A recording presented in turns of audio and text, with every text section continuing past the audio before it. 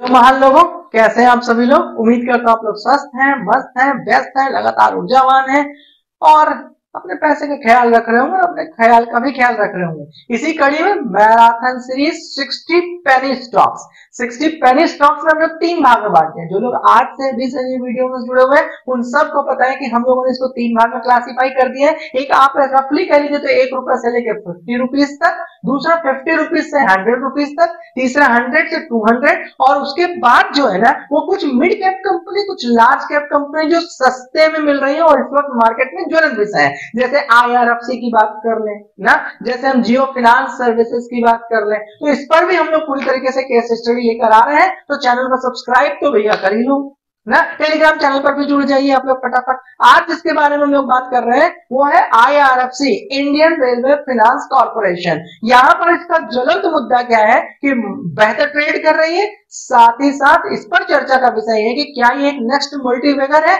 या इस पर हाइप है। तो उसी चीज को आज पूरा समझने के लिए, Indian railway finance service corporation को समझने के लिए हम लोग आज उपस्थित हुए हैं और समझते हैं। देखो भाई, मार्केट कैप देखा जाए तो market cap 2 lakh plus crore का है, ठीक है ना। Market cap 2 lakh plus crore का है, 2 लाख प्लस करोड़ का है मार्केट कैप। अगर करंट प्राइस की बात करें तो 169 पे ट्रेड कर रही है। अगर हाई की बात करें तो 193 बनाई है, लो की बात करें तो 25 रुपीज बनाई है। अब जरा आप सोच के देखिए कि 25 रुपीज से 193 का सफर तय कर रखी है, इस वक्त 169 रुपीज पर ट्रेड कर रही है। Market 2 lakh plus crore rupees का इसका वैल्यूएशन है। ROE ROC फेस वैल्यू बिल्कुल ठीक ठाक काम कर रही है। अब यहाँ पर हम लोग ये थोड़ा सा चर्चा करते हैं कि भाई कंपनी करती क्या है। तो चलो भाई, थोड़ा कंपनी क्या करती है इस पे हम लोग रिसर्च कर लेते हैं, ठीक है। कंपनी क्या कर रही है, लीजिंग पे, कंपनी लीजिंग पे बिजनेस पे काम करती है, लैंडिंग और बोरोइंग के बिजनेस पे काम करती है। कंपनी फिर से बता देता हूँ किसकी बात कर रहा हूँ, इंडियन रेलवे फाइनेंस कॉर्पोरेशन की। तो ये कह रहा है कि लीजिंग पर, लैंडिंग पर, बोरोइंग पर, ठीक है ना। अब बात करते हैं इसके एक साल के चार्ट पैटर्न पर। अगर थोड़ा सा इसके चार्ट पैटर्न का एनालिसिस करते हैं तो यहाँ तक पूरी तरह से सस्टेनेबल थी, जहां पर ये 20 रुपीज से 40 रुपीज के बैंड फ्रेम में घूम रही थी। मार्च 2023 की बात कर रहा हूँ। 1 ईयर का यहाँ पर चार्ट मैंने आप लोग के सामने डिस्प्ले किया है। अगर 1 ईयर के चार्ट में ये सितंबर 2023 से थोड़ा पहले देखिए तो 20 रुपीज से 40 रुपीज के बीच में ट्रेंड कर रही थी। फिर उसके बाद एक लेवल क्रॉस करती है और 60 रुपीज से 80 रुपीज में ट्रेड करती है। और अभी आप देखिए, अगर जनवरी 2024 की बात करते हैं, 15 से 20 दिन पहले की बात करते हैं, तो देखिए यहां से इसके पास एक अच्छा वॉल्यूम, एक अच्छा प्राइस ट्रेड करते हुए देखिए, और मार्केट इस वक्त चल रही है 160 पर। अगर हम 80 रुपीज से भी बात करते हैं ना तो आपका पैसा अब तक में डबल ट्रेड कर रहा होता है, ठीक है ना। तो यहाँ पर हम लोग को कभी कभी ये नहीं सोचना होता है कि सर ये 160 हो गया, 180 हो गया।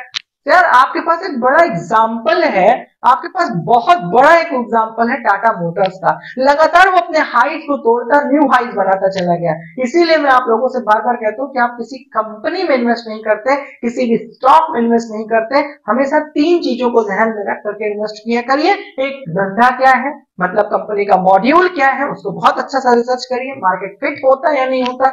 दूसरा सबसे अहम चीज है, बंदा कैसा है, प्रमोटर्स कैसे हैं, बोर्ड ऑफ डायरेक्टर्स कैसे हैं ना, इसको समझना बहुत जरूरी है कि फाउंडर्स की काम करने की जिद कैसी है। ये कंपनी को इन्वेस्टेबल बनाती है। जैसे एक उदाहरण के तहत जब बात करते हैं जियो फाइनेंशियल सर्विसेज की, इसकी वीडियो जाकर के जरूर देख लीजिएगा पीछे। जियो फाइनेंशियल सर्विसेज को आप ढूंढ करके मेरी दोनों केस स्टडीज को जरूर देख लीजिएगा, क्योंकि उस पर भी बहुत बड़ी चर्चा हो रही है। IRFC की तुलना से ज्यादा अच्छी चर्चा हो रही है कि क्या वो नेक्स्ट मल्टीबैगर है, तो क्यों है, या फिर कहीं ऐसा तो नहीं है कि मोटा भाई अंबानी की कंपनी है तो इसलिए मार्केट में एक अलग सा सेंटिमेंट है और हाइप क्रिएट हो रहा है। तो मैंने उसके लिए वीडियो बनाई है, जाकर के देख लीजिएगा।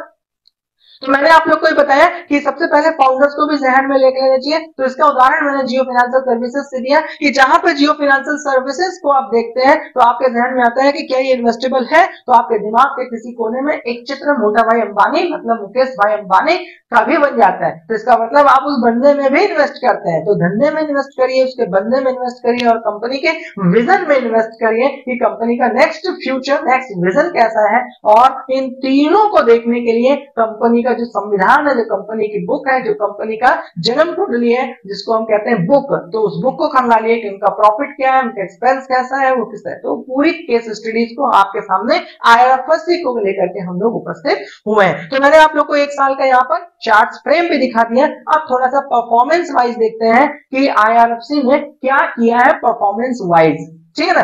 परफॉर्मेंस वाइज अगर हम देखें तो मैंने आप लोग को यहाँ पर बताया था सिंपल सा एक फॉर्मूला, उस फॉर्मूले के तहत मैंने आप लोग को बताया था कि हमेशा ट्रेड किया करिए। तो मैंने आपको बताया था चुनाव करने के लिए सबसे पहले धंधा देखिए, ठीक, बंदा देखिए, ठीक, कंपनी का विजन देखिए, फिर उसके बाद इन सबको कैलकुलेट किया जाता है, उनके बुक्स को ध्यान में रखिए, उनके बुक और उनके रिजल्ट पर जाके फोकस करिए, ठीक है ना।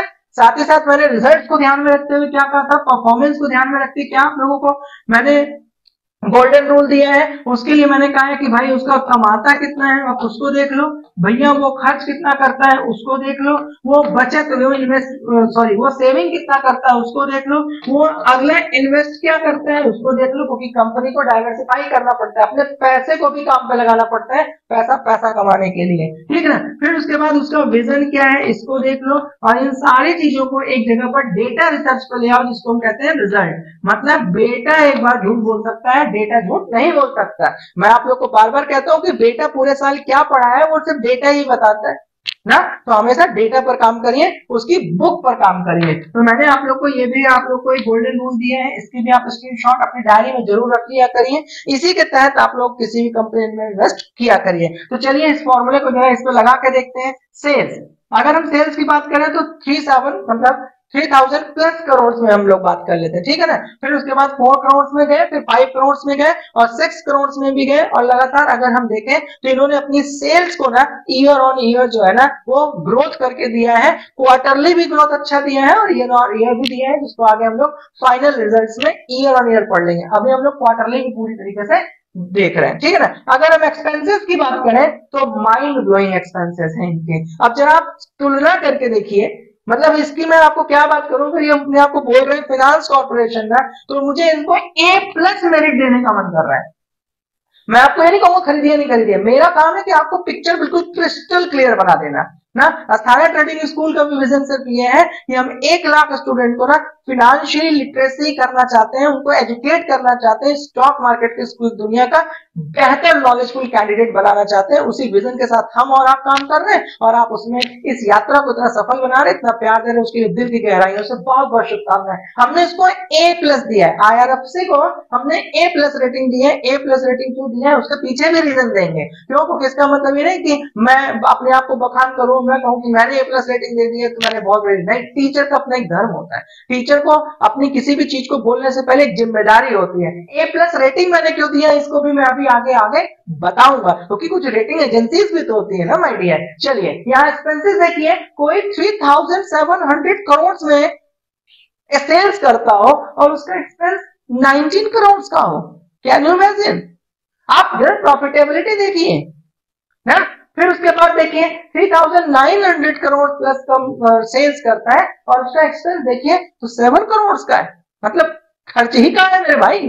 फिर उसके बाद आप देखते चले जाइए इसी तरीके से 6007 मतलब 6767 करोड़, मतलब 667 ना, 6700 ऐसे, मतलब इतना करोड़ रुपीज का कोई सेल्स करता हो और उसका एक्सपेंस मात्र 34 करोड़ का हो, वाह मजा है, इसलिए A+ है। और अभी आगे मैं बताता हूं, और ये आपके पोर्टफोलियो में होना है या नहीं होना, होल्ड करना नहीं करना, ये मुझे आप बताएंगे, क्योंकि लंगड़ा घोड़ा डिपेंडेंट घोड़ा ज्यादा दिन कामयाब नहीं रहता है। इसीलिए अस्थाना ट्रेडिंग स्कूल आपको फाइनेंशियली रिच बनाने का कोई सपना नहीं दिखाता, फाइनेंशियली एजुकेट करने का सपना दिखाता है ना। तो we are committed, we are dedicated कि हम आपकी जिंदगी में क्या वैल्यू ऐड कर सकें, हम आपको A ग्रेड कैसे दे सकें ना, उसके लिए हम आपको काम करते हैं। और मैं आपको फिर कहता हूं, अगर मेरा 30 मिनट टू 40 मिनट की वीडियो है तो हम आपसे 60 मिनट्स की डिमांड करते हैं। 30-40 मिनट्स आप हमारे साथ जुड़िए, 20 मिनट आप अपनी ब्रेनस्टॉर्मिंग करिए, तब तो आपका यहाँ पे मजा है। फिर अगर हम लोग नेट प्रॉफिट्स पर सीधा चले जाए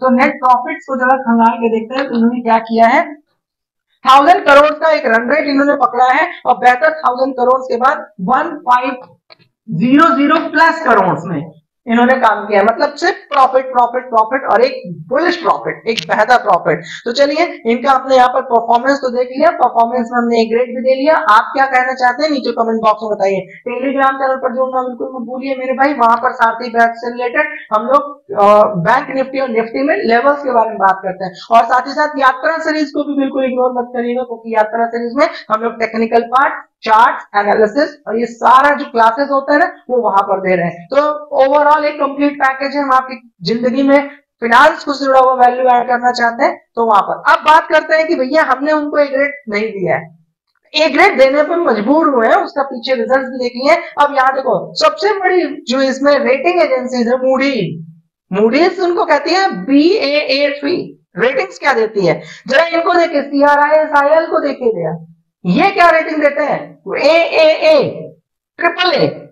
अब साहब इनको जरा देखिए स्टैंडर्ड एंड पोर्स को BBB फिनटेक। अब जरा सोचिए कि इस तरीके की बड़ी बड़ी रेटिंग एजेंसी इनको ए ग्रेड देती है। दैट्स व्हाई मैंने आपको वहां पे कहा था कि हमने भी इनको ए ग्रेड दिया है। अगर हम कंपनी के प्रॉस एंड कॉन्स से जुड़ी हुई बातचीत करें, कुछ उतार चढ़ाव की बात करें, तो कंपनी एक ट्रेजेक्टरी पाथ पर लमसम काम करती चली गई है, एक स्ट्रेट काम करती चली गई है। अगर हम यहाँ पर बात करें तो कंपनी ने अपना जो CAGR वैल्यू के साथ प्रॉफिट ग्रोथ दिया है ना, वो 25.3% प्रॉफिट ग्रोथ दिया है। Company has been maintaining a healthy dividend pay out.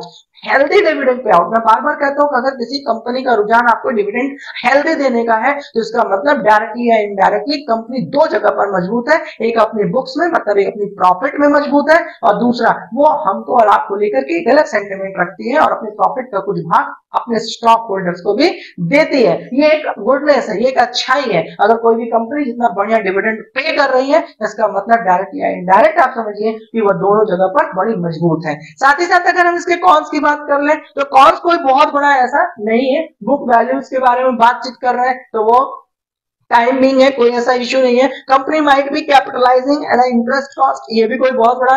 Company has high data of 3730, ये थोड़ा सा ऐसा चैलेंज है क्योंकि कंपनी और बैंकिंग सेक्टर में ना ये वाला थोड़ा सा डरावना शब्द होता है, लेकिन हम इसलिए नहीं कर रहे क्योंकि कंपनी का जो बैलेंस शीट है ना वो प्रॉफिट में बड़ा मजबूत है ना। लेकिन कंपनी नो डाउट इस पर एक सीरियस कदम उठा रही होगी। इसके लिए कंपनी का आप आर्टिकल जाकर के जरूर पढ़िए, उनकी वेबसाइट पे उनके प्रेस रिलीज को पढ़िए जहां पर इसके बारे में उन्होंने चर्चा किया है। लेकिन अस्थाना ट्रेडिंग स्कूल सारी चीजों को कलेक्ट करके तब मैं आपके सामने एज ए टीचर का जो धर्म होता है उसको निभाने के लिए उपस्थित होता हूँ। लेकिन फिर भी मैं आपसे कहता हूँ कि थोड़ा बहुत समय निकाल करके आप स्वयं की भी एनर्जी खर्च करिए और रीडिंग करिए। चलिए अगर हम लोग रिजल्ट की बात करें तो मैंने आपको बताया था कि हमेशा रिजल्ट पर काम ईयर ऑन ईयर देख लीजिए। तो ईयर्स ऑन ईयर्स में आप देखिए कि सेल्स मार्च 2012 में 4006 प्लस करोड़ का करती है, भाई साहब 9 करोड़ रुपए एक्सपेंस करती है। आप इसको देखिए, ये ए ग्रेड में तो चलना ही चाहिए। अभी आप देखिए यहाँ पर देखिए मार्च 2022 में क्या करती है। मार्च 2022 में करती है, कहते हैं कि भाई हम 2022 की बात कर रहे हैं, 20,299 करोड़ का बिजनेस करती है और 123 करोड़ एक्सपेंस करती है। Are you getting the point? फिर उसके बाद अभी टीटीएम की बात करें, टीटीएम का मतलब होता है टोटल 12 मंथ, इसमें 25,900 करोड़ का एक्सपेंस सेल्स करती है और 141 करोड़ का एक्सपेंस करती है। सीधा हम यहाँ पर नेट प्रॉफिट पर आ जाते हैं, सारी चीजों को कट पिट करके ना। यहाँ पर नेट प्रॉफिट, क्योंकि देखो अब आपको लग रहा होगा कितना ज्यादा यहाँ पर है, और यहाँ पर देखो बुक्स को खंगालना आना चाहिए, वीडियो लंबी ना हो जाए, इसलिए हम लोग सिर्फ कुछ कुछ पॉइंट्स को फंडामेंटली जो सबसे स्ट्रांग है उसको डिस्कशन करते हैं। लेकिन हम अपनी लाइव क्लासेस जो होती हैं, जो ऐप पर चलती हैं, जो प्रीमियम बातें होती है, वहां पर हम लोग ना आप लोगों को हैंड होल्ड करते हुए इसको सिखाते हैं कि आप लोग इसमें घुसिए। जैसे अब आपके ध्यान में क्या ये क्वेश्चन नहीं आता होगा कि सर 6,000 करोड़ में अगर कोई व्यक्ति जो है वो क्या कर रहा हो, सेल्स कर रहा हो सर, और 34 करोड़ का खाली उसका एक्सपेंस हो सर, और थोड़ा एक्सपेंसेस मिला दे तो 100 मान लेते हैं ना, कोई बहुत बड़ा तो है नहीं 6,000 करोड़ के सामने 100 करोड़, और भी चीजें निकाल देते हैं।